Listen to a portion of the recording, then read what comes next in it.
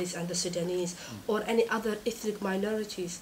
Because of course, I mean, anybody who look at this statistics, we can see that there is a real problem. There is a real issue. Actually, in my view, it is not fair to compare Somalis with other minority groups in the country, taking into consideration where the Somali came from. The Somali they came from, they didn't come in this country or other parts of the world as a matter of their choice. Just they came here, they've been forced because of the conflict, because of the war. People were just escaping for their own lives and for their own safety. And still the Somali civil war or Somali conflict is going on. But the other communities, they came from countries which there is having a viable and functioning governments in which they can go back during the holiday time, in which they can be related to it, in which they can be proud of it. But the young Somalis who live and they can grow in this country, they don't have anything they could be proud of it. So all those, for example, affecting their lives, their self-esteem, their personal, emotional, and also mental as well. The conflict which is going on in Somalia affects all those Somalis, and it has a direct effect into their even way of life, into their in any aspect of their life, the conflict affects. So, someone who's sees every day the horror of the conflict going on, the country they belong to, who witnessing, for example, hundreds of people who are dying on a daily basis, or witnessing people in this century dying because of a hunger. You cannot compare people who came from where there's a government which is working. If you look back, before the civil war, the Somalis, they used to travel in different parts of the world.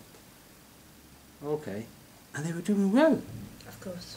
Even the Somalis, they came here, even before any other, for example, minority groups. Somalis, they used to come here, England, for an education, and they used to go back. Actually, my parents came here in the 80s because my mom had problems health-wise, and they were doing well, as you said, because they were not fleeing a war. So I think that's a very good point that most people, don't look at. So, briefly, Mr. Abdullahi, what would you say the main reasons behind Somalis being first in this category? The young Somalis or Somali children are not doing well. And they're all under the age of 20. So we cannot really say that the people, adult, mature, they know what they're doing. Those are very young people. And you said that you work with Filtham, is it? For my experience working with young Somalis, whether they are young Somali offenders in the prison or those who are outside, they clearly articulate the problem they are facing, which is like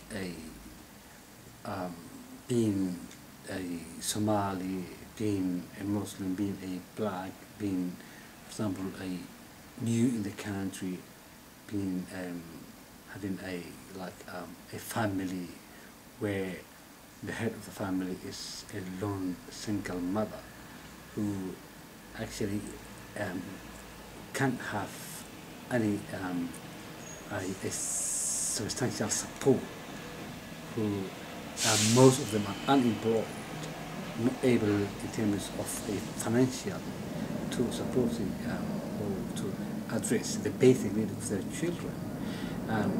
The community, because of the community is being relatively new in the country, they don't have the community facilities, they don't have a community centers, they don't have where they can go and use their leisure time. I mean, for the children and younger people. So the other minority groups, most of them, they are already well-established communities who have got their own centers, and in this country, it's not very easy to get access to leisure facilities, sports centers. So because of that, and the families also in terms of financial, they can afford to support their children, helping them getting having a private tutors, or going to a private tuition. So and also the area we live is a very disadvantaged, a very deprived areas where schools are not doing well. Then if the schools are not doing well, the children, they're supposed to get extra help and support, and to go to private tuitions. And the community, most of the community, they cannot afford to do that. And because of that, then the children, they're not achieving well in education. And also they cannot get access to most of the leisure facilities available, because you have to, if you want to use them, you have to rent it. And just see, if you wanted to rent one single sports hall in our area, it will cost you more than £35 per hour. So then what will they do then? They just see, they not doing well in education, they cannot get other opportunities, they don't, then they will hang around on the streets, and then they will become so vulnerable for the criminals. Can they not go socialize with people of their age but from another community? Like other nationalities, probably they go to play football with others. Why the Somali community are so close? Why they don't open up? That is the actually, even going out and mixing with other communities, when you are a young, you need a help and support. Right. The football clubs or the football teams are based locally, and sometimes you have to have someone